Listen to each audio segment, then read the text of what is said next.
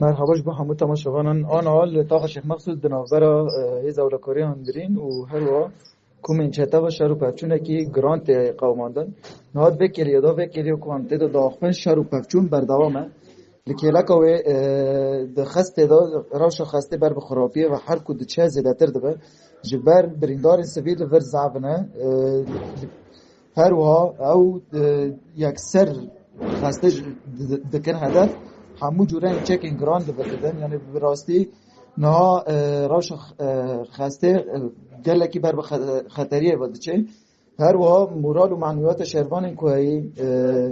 هر داسته که بلند و او د بیژن مج تاق شیخ مقصود همی گرتیه اف همی درونه و هم د شیخ مقصودن و هم دبینن هم دناوا برخدانیه دانه و هم دشوپینن کو اف نوچه کو ددن همی درونه تنه دخوازن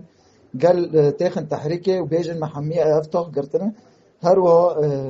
ام بانگوازیا ما بانگوازیا گله بداری ام بخوازن دنگ گله ور درخن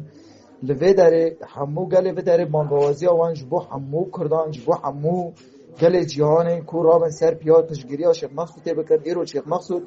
شر هبون و نبونه ایرو لوی داره شر شرف و ناموس تکرن هر وا نام نکارن زیاده درج بکشیش بر کو انترنت نیمه لمدت کهربای خستنه تلفن شارژ نوان بوش مونه لمدت کهربای خستنه نا خسته به تمامی در بای خدمتیه هر وا نایلن کو اف هیوا زور در بازی تعقیب به یان تشتک در بازی تعقیب دا کو و برینداران وان بریندار سیویل چه داره در بخن